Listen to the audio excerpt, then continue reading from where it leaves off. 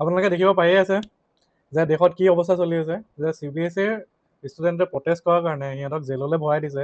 এই 12ৰ হওক সেইখিনি ৰিজাল্ট দিছে, দিয়াৰ পিছত যদি তেনেকুৱা কৰে, CBSE মানে কি চলি আছে কোনেও পাত্তা পোৱা নাই। এতিয়া চৰকাৰখনে যদি তেনেকুৱা কৰে, এই সৰু সৰু পোৱালিবিলাক আহিছেহে, তাৰপিছত যদি সিহঁতক সেয়া অৱস্থা কৰে, অলৰেডি প্ৰটেষ্ট কিয় নকৰিব? সিহঁতক লাগে, ৰাইটছ লাগে, সিহঁতৰ ভুল হৈছে, সিহঁতৰ যি কুৱেশ্যন পেপাৰ দিছিলে সেইমতে অহা নাই, সিহঁতৰ বহি চোৱা নাই।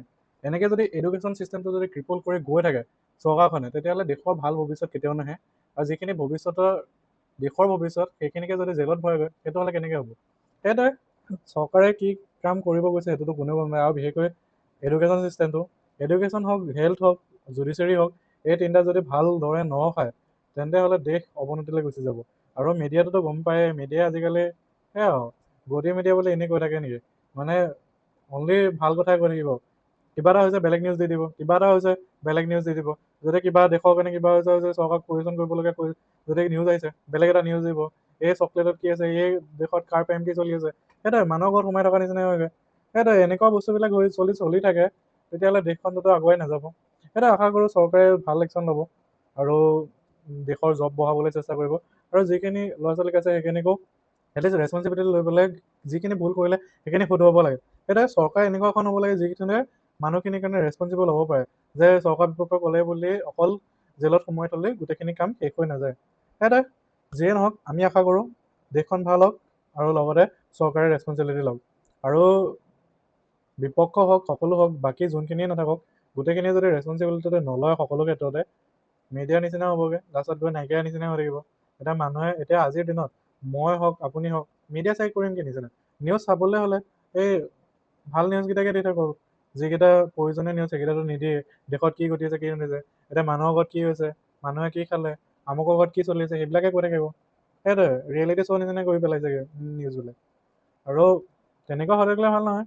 ইণ্ডিপেণ্ডেণ্ট হ'ব লাগে, সকলো কথা জনাব লাগে, আৰু যদি চৰকাৰখনৰ ভুল হৈছে সুধিব লাগে কুৱেশ্যন, আৰু চৰকাৰখনে ৰেচপনচিবল তেতিয়াহে হ'ব। আৰু ৰেচপনচিবিলিটি সেইটোৱে ল'ব পাৰিব তেতিয়াহে।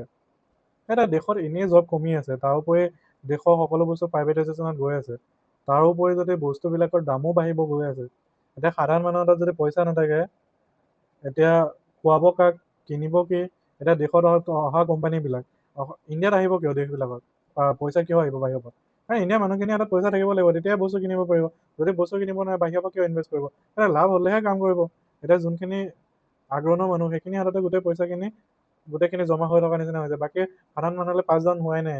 এতিয়া GST ক্ষেত্ৰতো হওক, যিখিনি হওক, সকলো পইচাটোতো পাই আছে, লৈ আছে, কিন্তু চবকে ফ্ৰী বি হওক, এনেকুৱা ফ্ৰীতে দি হওক। সেইটোৱে কৰ্ম সংস্থাপনৰ কাৰণে যদি পইচা খৰচ কাৰণে বেছি ভাল হয় ফ্ৰী বিতকৈ, সেইটোৱে যিমান পাৰে সকলোখিনি মানুহৰ কাৰণে ভাল কামৰ কাৰণে ইউজ কৰিব লাগে।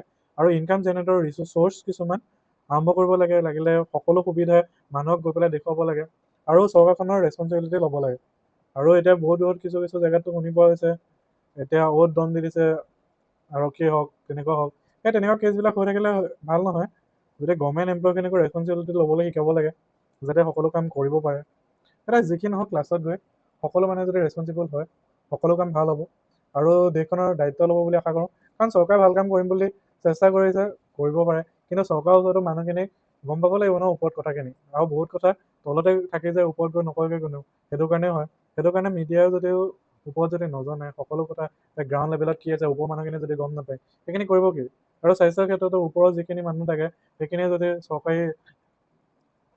চৰকাৰী স্কুল হওক, চৰকাৰী হেল্থ অনুষ্ঠান হওক, মানে চৰকাৰী চিকিৎসালয় হওক, এইবিলাক যদি ইউজ কৰিব লাগিব ন, একে ওপৰত যোনখিনি চৰকাৰী চাকৰিয়াল হয় ন, সেইখিনিয়ে যদি কৰিব লয়, তেতিয়াতো মানে অফিচাৰ ৰেংকৰ মানুহবিলাকে যদি কৰিব লয়, সিহঁতে নিজে একাউণ্টেবিলিটি ল'ব, যে এইবোৰ কাম হৈছে নাই, এইটো চৰকাৰৰ পৰা পাইছে নাই, এইটো বস্তু আহিছে যদি আপোনালোকে ব্যৱহাৰ কৰা নাই কিয়? সেই তেনেকুৱা ৰেচপনচিবল হ'লেহে ভাল হ'ব।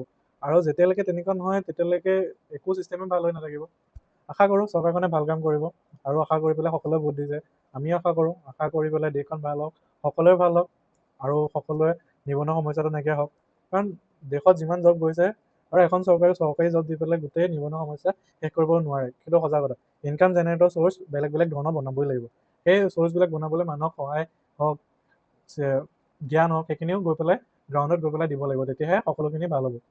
আৰু সেইখিনি কৰিব লাগে লাইক গ্ৰাছ ৰুটৰ পৰা কাম চলিব লাগিব আৰু যিখিনি অফিচাৰ ৰেংক আছে সেইখিনি গ্ৰাছ ৰুট লেভেলত গৈ পেলাই চাব লাগিব এটলিষ্ট কাৰণ বহুত তলৰ কথা গৈ ওপৰত গৈ নাপায়গৈ কাৰণ বহুতে ভয় কৰি পেলাই নকয় সেইটোৱে আমাৰ ইণ্ডিয়াত যিটো কুৱেশ্যন এবিলিটি ন সেইটো দিনক দিনে নাইকিয়া হৈ গৈ আছে সেইটো কাৰণে ন এতিয়া ইণ্ডিয়ান প্ৰেছ ফ্ৰীডমৰ ৰেংকিং 180 ভিতৰত 157 হয় সেইটো কাৰণে যে ইমানেই অৱস্থা বেয়া মানে কোনেও কুৱেশ্যন নকৰে আৰু কুৱেশ্যন কৰিলে জেলত সোমাই দিয়া নিচিনা এনেকুৱা হ'লেতো আৰু শেষেই হ'ব সেইটো আশা কৰোঁ সকলোৱে ভাল কাম কৰক আৰু দেশখন ভাল হওক আৰু আশা কৰোঁ গোটেইখিনিয়ে ভাল হৈ যাওক সেইটো আশা কৰি সকলোৱে ভাল হওক আগন্তুক দিনবোৰ ভাল হওক সকলোৱে নিজৰ ইনকাম চ'ৰ্চ এটা বিচাৰি পাওক সেইটো আশা কৰি আজিলৈ এই ভিডিঅ'টো ইমানতে ৰাখিছোঁ